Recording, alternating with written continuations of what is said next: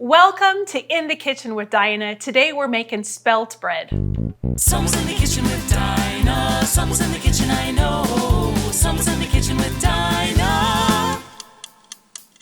Gonna taste good, I know. Welcome back and thanks for joining me. Today we are making some fresh milled spelt bread. I've got my spelt berries here and my Nutri-Mill. And if you're new to my channel, I want to say welcome. And if you watched my whole wheat fresh milled bread, this is just kind of an extension. It's a whole different kind of grain. So spelt grain is an ancient grain. It dates back to Bible times and it is super delicious. It's very nutty and I really like it. If you have like a gluten intolerance or have like trouble digesting like your all-purpose flour that you buy from the store, this might be a great way to get away from the bellyache. I've been grinding my bread for quite a while. I'm trying to think what year I started. 15 years ago, do you remember? Oh, it's been a while. It's been a long, hot minute. Just because I grew up on a farm and I've always had it readily available, but now I'm getting into more of the ancient grains like einkorn and spelt and kamut, and they are just delicious. So I thought I'd share this one with you guys today. We're gonna make 2 loaves of spelt bread. And so the recipe calls for 6.5 cups of flour. So we need to do 4 1/3 cup berries. I have my mill here. It's well loved and well used. I'm going to show you how to get it set up. If you don't, you want to pull this out, take the lid off. There's a collar in here that goes up on the hopper. Pull that out, pop that on. And then it just twists it all back together. And down here, you want to make sure you have it past the yes. If you have it on the no, all the flour is going to squirt out and you get dusted and it just turns into a mess. On spelt flour, you also want to make sure that you're grinding finer. I usually have it on R, but I'm going to turn it down a little bit more. When I get my grain, I had a huge 25-pound bag, and I got it from Bluebird Farms. It's up in Winthrop, which is just a couple hours from here. And I will leave the link below because they've got spelt and einkorn and hard white and all the delicious grains. So just going to measure this way, because I haven't found a cute scoop to stick in there yet. There's 1, 2, 3, 4. And I'm gonna probably go about a half.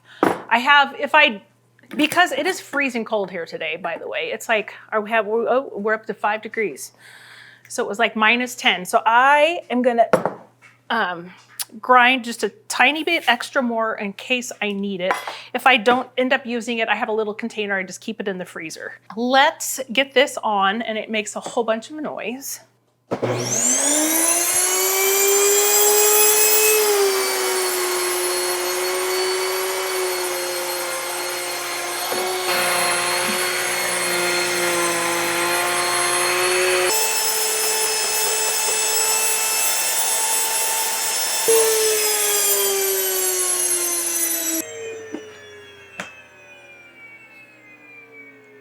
All right, well, I hope you enjoyed your flight because that to me sounds like an airplane engine. And so now we have landed. So now we're just gonna pop out the bottom and all of your freshly milled flour is in here. Look how beautiful that is. Yum-o. So I'm just gonna tap this off because it kind of makes a mess. I'm gonna move this. I'm gonna grab my Bosch mixer and I'll be right back and we're gonna get some bread made. Right, so I've got my Bosch mixer here. I'm gonna get my dough hook all connected on it. Okay, it's ready to go. The first thing we're gonna need is 2 cups of warm water, and you want it kind of warm to the touch here on your wrist, about 110 to 112 degrees.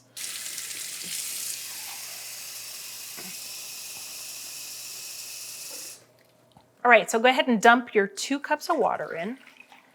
And then we're gonna measure out 1/2 cup of oil and 1/2 cup of honey. So I put my oil in first. You can use avocado oil. I'm using a light olive oil. You could use coconut oil if you like. Put the oil in first because then the honey comes out much better. Let's see if we have enough honey left in my bear. Tiny bit more, there we go. All right, so we're gonna pour this in.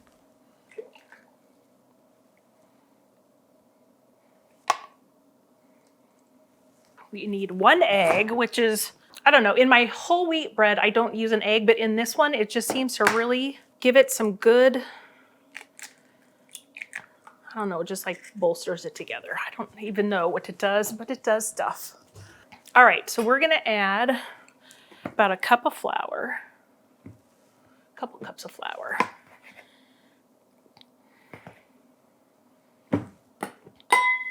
Turn it on just a little, get it going. I want that egg broke up in there so it can start getting mixed. Now I am just using instant yeast. If you have if you don't have instant yeast and you have just the other kind, you can just put it in and you'll just let it sit and bloom for a minute. We're going to use 4 teaspoons.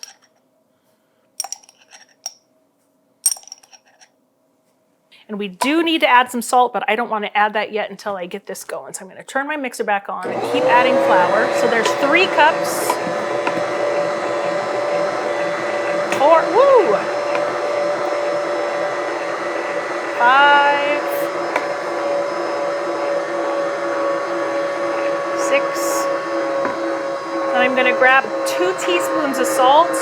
Don't forget the salt. It adds so much flavor to your bread. I'm going to add a little extra because it's great flavor. All right, I'm going to put the lid on. Spelt dough is a little stickier than your normal like whole wheat or other kind. So just because it is a lower gluten content. So I'm going to watch, it is pulling, see how it pulls away from the side here? I'm going to let it go because you want all that liquid, all the grain to absorb all the liquid we got in here. And it is going to be sticky, but it is looking okay. It's just going to hang out for a little minute.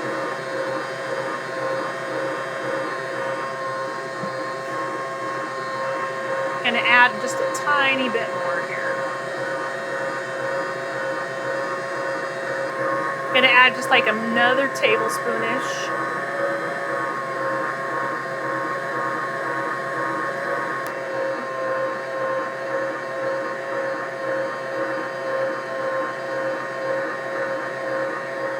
Okay, so I see that it's really forming a good dough. It's kind of cleaned off the sides. I'm going to set my timer for about 5 minutes.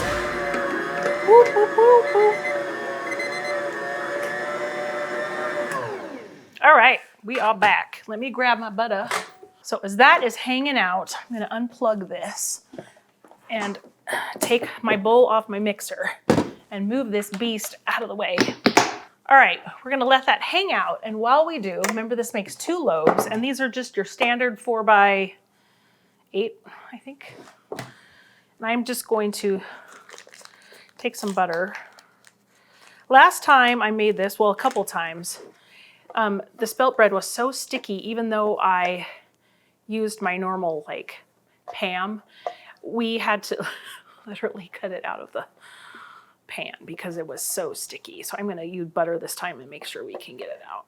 Now, if you're using a Bosch, you really only need to do 1 rise on your bread. If you're using a KitchenAid or you're doing it by hand, I highly recommend doing 2 rise. So let it rise and then put it into your loaf pans and then let it rise again. So single rise, if you're using your Bosch, it really incorporates the yeast and kneads it so well. There's really no need for a double rise.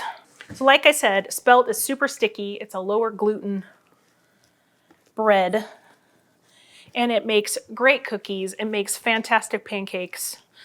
And it's so great because usually, you know, if you're using just like all-purpose flour and you're making pancakes, I don't know if you guys notice, but you kind of have a sugar crash from the carb load. This is a higher protein and you don't have that. Also, if you've got, this is a low inflammatory grain, so that is another huge plus. I put a little oil down. I don't use flour because it's going to dry everything out. And then I'm just going to reach in. If you have one of these paddles, it's super good. I'm going to put a little oil on it.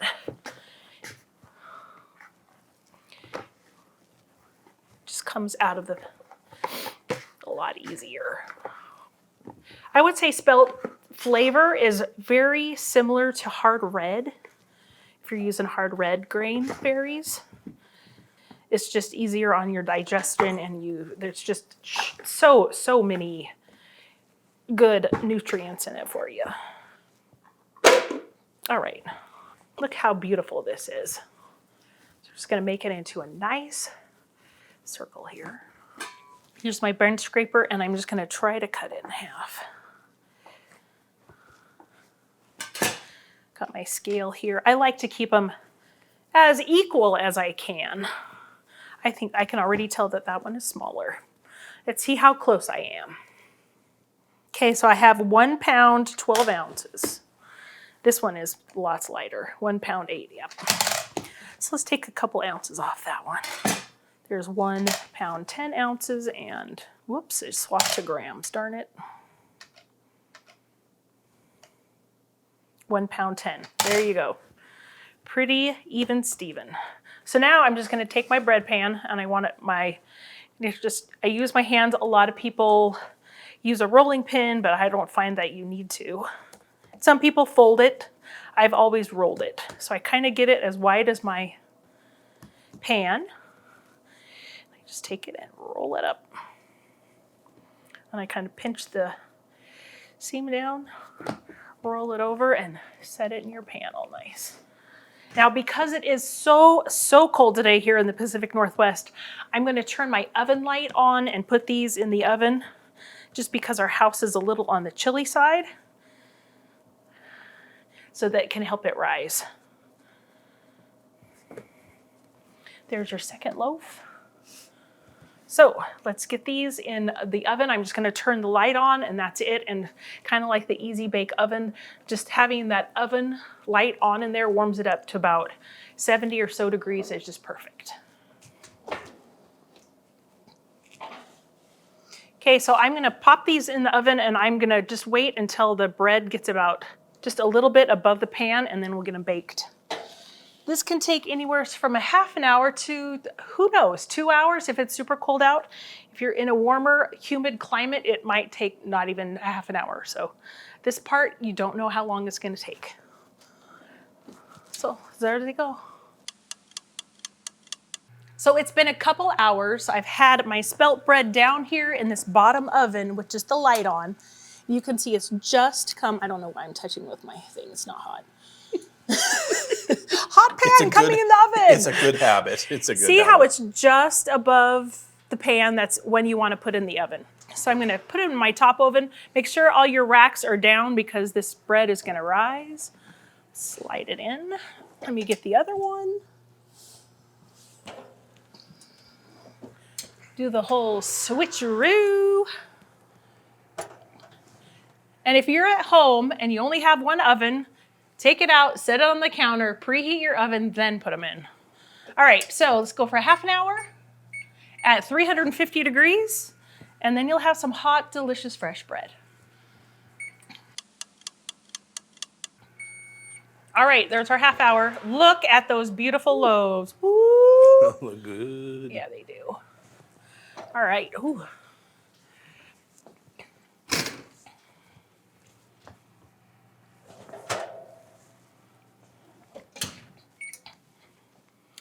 And now we just need to test them to make sure that they're done. Now you can insert a thermometer. You want it 190 degrees inside.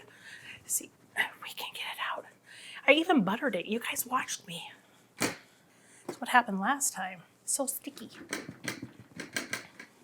Come on, baby. Oh no, it's ripping. You want to run a knife down the sides just in case, or? I shouldn't have to. It's time to look for some new pans, maybe. Nah, they're so hot. All right. I need something that's not metal. What, a plastic fork? Knife? Something that won't scratch my pan? Doggone it. Well, guys, this is real life. Just trying to loosen it. Oh, I felt it go. There we go. Oh, that's beautiful. My goodness. Okay, can you hear this? It sounds hollow. That's how you know it's done. We're gonna flip it back over. These are light and fluffy. See how sticky that is? And you saw how much butter I put in those. Let's see if magic can happen on this one too. Ooh. There we go. Perfection. Hot loaves. Okay, now you just have to wait for these to cool, to cut, and look at how beautiful those are. I think the hardest part today was waiting for them to rise just because of the cool, freezing cold temperatures outside. But I mean, once you put them in there, you got a couple hours to do whatever you need to. But look at these beautiful loaves. It's all homemade, full of nutrients, so good for you. So I'll be back to cut these when they're cool in a couple hours, and then we will taste it and I'll show you what the inside looks like because it is really beautiful. We are back and the loaves have cooled, and I really wanted to cut into one so I could show you how beautiful it is. My dog has been waiting for a snack for a very long time. You need a bread, Mom. You need a bread. You need a bread. So as you can see, it looks a lot like hard red wheat if you would use that, but it is soft and beautiful, and it is just delicious. So there's the heel. Let's cut another slice. The thing I can't do is cut straight, but I think I'm doing pretty good. But look at how delicious this is. Oh, so good. Ready? He's been waiting and waiting. Oh, yumma. I really prefer this over hard red. The flavor is just out of this world. The nutrients that it has in it for your body are amazing. And it's beautiful. I will be having this in my lunches all week with my sandwiches. Thank you for joining me. I hope that you will try making fresh ground spelt bread. It was super easy. The only thing that took time today was the rising, just because it was so cold out. But as we get into the spring and summer and you're still making your own bread, that will speed up. So thanks for joining me. I hope you guys try this out. I hope you guys are all doing well. Thank you so much for joining me in my kitchen. I'll see you guys next time. Today we're making spelt bread. I love it when you do the little wiggle at the end. I know you don't even need to, too. That's the best part. You just get done and you're like, I did it. I'm so excited. It's like you wag your tail. Like a dog. I know. Oh my gosh. I did it. We are making spelt, oh my gosh. Welcome back, and oh my gosh. Thank you. You've made my bloopers so easy right off the start. Stop. It's so great. I know. Gonna taste good, I know. He needs more, Mom. He sure He does. needs more. Oh, he's been so good. What You've a been good so boy. good today. Oh, yeah. Here, this honestly is the best one I've made yet. Delish. You'll never know how long it takes. How can you know? You cannot know. There's no way to know. There's not. Unless you're a supercomputer and you know the temperature and the humidity and the density of the grains and the moisture content. No.